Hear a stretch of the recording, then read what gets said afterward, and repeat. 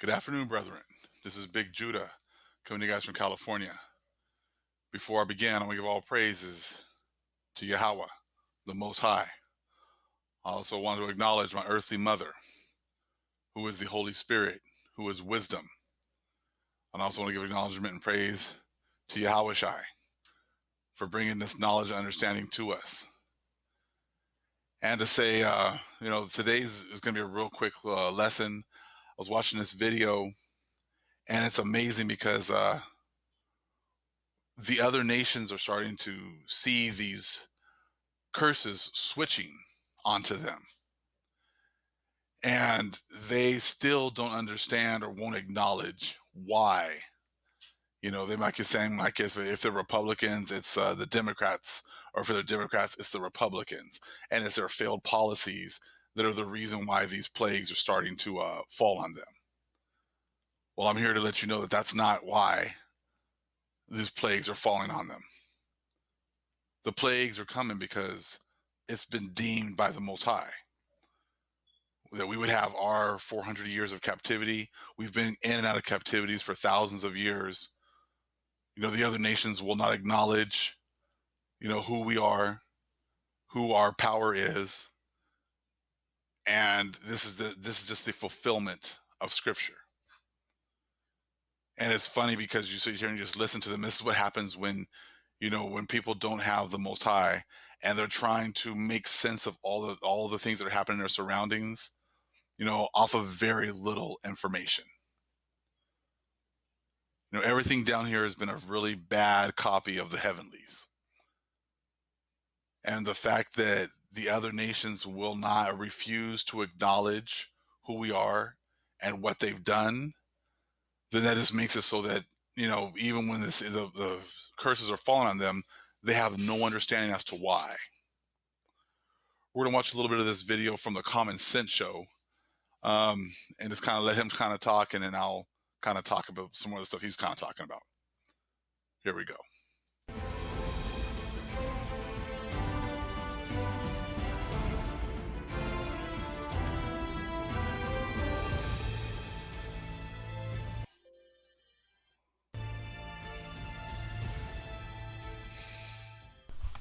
Life is good. We're coming up on a holiday. Things are going to be wonderful. Friends, family. We've got jobs to go to. We've got food on the table. Life appears on the surface to be excellent. However, if we come up for air and we look outside our own little cubbyhole from our daily existence and we start to scan the horizon, we start to see things that should cause us great concern. And it's causing me to ask a question that I thought was unthinkable only a few years ago. Hi, everybody. This is Dave Hodges. I'm the host of the Common Sense Show, and we are the show that is freeing America one enslaved mind at a time. We're brought to you by Noble Gold. I'm going to skip up again because, we're still trying to make money. Even at this late hour, we're still worried about making money. It's 877-646-5347. Well, the unthinkable question we're going to ask here on the Common Sense Show: is it time to leave America? I love this country. I love the culture. I love the entertainment. I love the opportunities that have been afforded to me. And that's one thing that a lot of people again, I made a couple of videos about this whole thing with slavery and the stealing of the land, that the other nations have been afforded many opportunities. They seem to forget about that part because they didn't have slaves. I didn't have slaves. Yeah, you might not have had slaves, but you've been afforded opportunities that the rest of us, Hebrews, have not been afforded. And as much as people want to keep on saying that we all had equal opportunity, no, we haven't. That's just a lie. But people here, the Edomites and the other nations, have been afforded opportunities to make it, to experience that American dream. And this guy's going to admit that he's been, he's gotten great opportunities here. You can be anything you want to be if you're not a Hebrew, of course. Let's continue. But I'm also not a fool. I can see the winds of change rapidly blowing in my direction. I'm going to give you just one small example of what I'm talking about. I did a broadcast earlier today where I noted that FEMA is revising its nuclear detonation preparations for the top 60 urban areas in America. Translation, we're screwed. If we get into a nuclear war with new nuclear weapons and the high altitude bursts that will follow rather than the ground strikes, the death curve is going to be incredible. And I actually talked about how the Deagle report could foresee that 90% of us would be gone because they see us being destroyed in a nuclear conflict. But it's even further than this. The Russian and Chinese military are conducting the biggest maneuvers ever in world history. Ever. Who do you think they're practicing for? Latvia? Ireland? They're practicing for us. They're coming to get us, but they need a weakened America. Now, this is showing you that the time is up. Babylon is finished. And like the guy said, a couple of years ago, you wouldn't even fathom this, being in this kind of a dark or bleak situation. But how rapidly the Most High has set this place up for failure. Let me read a quick scripture here. And most of the stuff today is actually going to come out of 2nd Ezra 15. I'm going to read some of 2nd Ezra 15, but I'm also going to get into some of the precepts that are in my older Bible. 2nd Ezra 15, we'll look at 6. For wickedness hath exceedingly polluted the whole earth, and their hurtful works are fulfilled. You know, that's the time that we're coming into. Coming to the end of the time of the Gentiles. And now it's time to pay for the things that they have done to our people and have not acknowledged it. If you go to 7, and I'm going to continue with 7. Therefore saith the Lord, I will hold my tongue no more as touching their wickedness, which they profanely commit. Neither will I suffer them in those things in which they wickedly exercise themselves. Behold, the innocent and righteous blood crieth unto me, and the souls of the just complain continually. The souls of the just are constantly complaining about, being killed by unrighteous people, unrighteously. And that's the times that we're coming into. People don't understand why the judgment is coming. They think it's, oh, well, we were a godly nation and we turned away from God. No, that's not why. This place was never a righteous country or a righteous nation. It was based off of rape, robbery, murder, and theft, and then hiding all that information. That's the problem with most people. They don't understand that. They don't understand the history. They don't understand the things that have been done to the children of Israel. We've been going in and out of captivities, but some of the worst ones we're starting with the Greeks, then the Romans, and the revived Roman Empire. And the fig tree is now waking up. That real fig tree is him, the Most High, waking up his people, waking up the dry bones, where they can actually start to produce fruit again. And that's all through, thank the Most High, through the power of the Most High. Because if it was, there's no way any of us got this information on our own because we're so smart. The ones who are getting the information and getting the understanding are the ones who have been chosen from before the foundations of the earth to get this information and to be used at this time in order to produce fruits and works for the Most High. Those are the times that we're in now. It's glorious for our people. The time that, I said, we're being separated. We're being shown the truth. And you know what? A lot of the other nations are starting to see it as well. A lot of the other nations are starting to realize that, their Constantine Christianity is not the truth. And that, God's chosen people have been treated wrong for all these centuries, thousands of years. The Most High is writing the truth in the skies as well. with the eclipses, with the blood moons, and all these different signs and omens. Let's continue a little bit more. And the left, that's basically sold us out the And again, this guy's blaming now, he's a Republican, of course. So now he's blaming the left. Not that the fact that, that they've done things to God's chosen people. deep state that's made up of traitors. Basically, we're being set up for a civil war.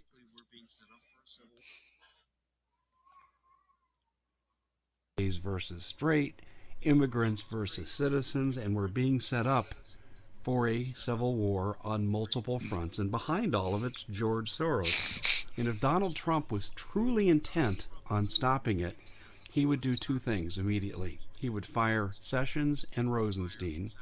He'd hire an attorney general that would prosecute George Soros for his crimes of treason against the United States. And then he'd arrest Hillary and Wasserman Schultz and that whole crew. But he's done none of that.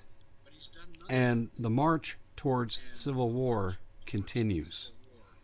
The polarization in this country is undeniable. It was avoidable, but at what point will we say we've reached the point of no return? And I think we're already there. Like I said, he wants to blame, and that's the problem when you don't have spiritual understanding. You don't understand that the Most High is controlling absolutely everything. This is all in the scriptures that this was going to happen. Let me read it real quick here. So we're still in 2nd Esdras chapter 15. 15, we'll start with verse 14.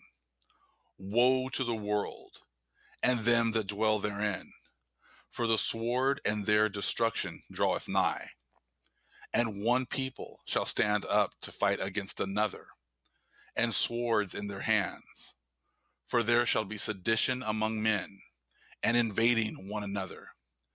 They shall not regard their kings nor princes, and the course of their actions shall stand in their power. A man shall desire to go into a city, and shall not be able. For because of their pride, the cities shall be troubled, the houses shall be destroyed, and men shall be afraid. Now, there's a precept there that says, woe to the world and them that dwell therein. It's actually connected with Matthew 18 and 17. Let me go there really quick. Matthew chapter 18, verse 7. Woe unto the world because of offenses, for it must needs be that offenses come. But woe to the man by whom the offense cometh. So destruction to the one who brings this offense. This would be Esau and the other nations. The things that they've done, they got to pay for the things that they've done to the children of the Most High. So that woe means destruction. And another precept I'm going to read here from 15. For the sword and their destruction draweth nigh. And one people shall stand up to fight against another, and swords in their hands. That was 2nd Esdras 15 and 15. And that one was precepted with Matthew 24, 6 and 7. Let me get that real quick. 24, 6 and 7. And ye shall hear of wars and rumors of wars. See that ye be not troubled, for all these things must come to pass, but the end is not yet. For nation shall rise against nation, and kingdom against kingdom, and there shall be famines and pestilences and earthquakes in diverse places. And that's what you're seeing. You've seen these earthquakes. I was watching some video about, there's been thousands of earthquakes that have just been increasing in the last 30 days. It's just been getting really, really crazy. But the Most High is leaving all these signs. And this guy's now talking about civil war between all, people just can't get along anymore. But that's just the spirit that the Most High has released. I said before, everyone was confederate against us. So they were all fighting, they were working together against us. So that Psalms 83 comes in. But now the Most High has changed it to where they're fighting now with each other. Now they're fighting with each other, and they're just blaming each other for everything, not knowing that actually the Most High is the one who's setting up their failure, setting up their destruction. And then when you combine the fact that if we're in a civil war, we will be attacked. We already have embedded soldiers in our country. We have embedded foreign soldiers south of our border. We have MS-13 in our border, and they're trained insurgents. They carry out political assassinations. We have ISIS, according to James Comey, who amazingly admitted to this 2 years ago on July the 4th. We're being set up. We will be invaded. We will be devastated. The Deagle report will prove to be true. America as we know it will be no more. They're being set up. This guy sees it. America that they know it is done. There's no going back to glory days. There's no going back to the 1950s. Those days are all done. And the only ones who seem to think that that's going to happen, if things are to continue, are the ones that are just totally blind, like the days of Noah. The Most High is left in a blinded state. So that when everything hits the fan, they're just going to be just totally blindsided by absolutely everything. But now you're starting to see even Gentiles starting to see what's going on. Now the Gentiles are starting to even admit it themselves. They don't all really understand why these things are happening. But we're here to, that's what us people here, the true people of the Most High are here to explain that to you. We're here to break that down for you as to why this is happening. To this Holy Spirit, she's the one that's going to tell us what to say to help break these things down for you so that you can understand who's bringing the pain. And it isn't George Soros. Okay, it isn't the left or the right. It's the Most High who's bringing the pain. And he's bringing the pain because of what you've done to his people. You don't want to believe it, and that's fine. That just means the Most High going to bring even more pain, just like he did with the Pharaoh. He hardened the heart of the Pharaoh. Remember that? Why did he do that? So he can keep showing his power. So as you keep on denying who we are, the Most High is going to bring even more pain, more destruction, more death. So like I say, the things that he did in the past, he's going to repeat them. So he's going to keep a lot of these people with these hardened hearts, just like the Pharaoh. And so that right at the end, when he's done afflicting you, then he'll lighten up your heart and let you see the truth. Because like I said, the Most High is cold-blooded. You sit there and you look at the scriptures and you look at what he's done. He doesn't play. He's going to take enjoyment in what he's doing. He's not Cesare. He's going to enjoy bringing you down. He's going to take his time bringing you down as well. And if you don't believe me, let's go to Proverbs chapter 1. And let's see. Let's start at 24. Proverbs 1 and 24. Because I have called and ye refused. I have stretched out my hand and no man regarded. But ye have set at naught all my counsel and would none of my reproof. So this is what happens, this is what you've done. You don't listen to what the Most High says. So this is what he says. I also will laugh at your calamity. I will mock when your fear cometh. When your fear cometh as desolation, and your destruction cometh as a whirlwind, when distress and anguish cometh upon you, then shall they call upon me, but I will not answer. They shall seek me early, but they shall not find me. For they hated knowledge and did not choose the fear of the Lord. Okay? They would none of my counsel. They despised all my reproof. Therefore shall they eat of the fruit of their own way and be filled with their own devices. So you made your bed, now you're going to lie in it. That's what this is talking about. Okay? But if you look at that, Proverbs 1 and 26, I also will laugh at your calamity. I will mock when your fear cometh. Doesn't sound like he's all lovey-dovey and everything else, right? So when we cried, when he was punishing us, and that didn't stop the punishment, this punishment's kept coming. So now it's switching. And no, you're not getting raptured out of it either just by saying Jesus either. Now, I'd like for you to convince me that I'm wrong, that we don't have anything to worry about. FEMA's overreacting to the new nuclear weapons. There's no risk of civil war, and the polarizations that I mentioned, I'm over-exaggerating. And the fact that the Russians and the Chinese are involved in military maneuvers, and they certainly wouldn't be practicing for the United States. I want you to convince me that all that's true. And then let's add in a couple of more things to this scenario, shall we? The First Amendment has been obliterated in this country. And like he said right there, there's too many things now that are going wrong. Like you said, you have to pretty much just ignore all these different things. And it's like you can't ignore all of that.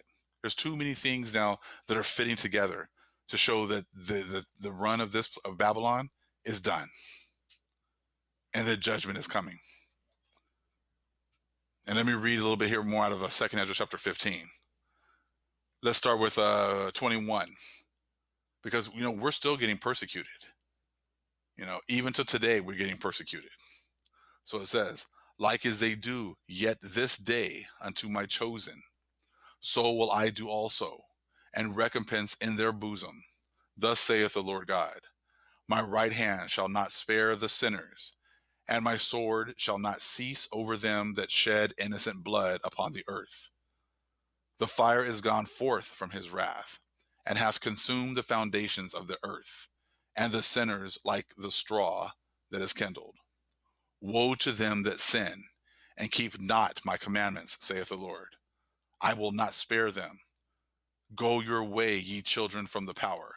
Defile not my sanctuary. For the Lord knoweth all them that sin against him, and therefore delivereth he them unto death and destruction. For now are the plagues come upon the whole earth, and ye shall remain in them. For God shall not deliver you, because ye have sinned against him.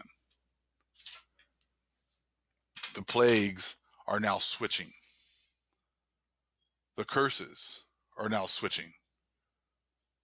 And that's what many of my Hebrew brethren are sharing now. It gets to a point where, hey, we can only talk about who we are to a certain point where that kind of gets exhausted.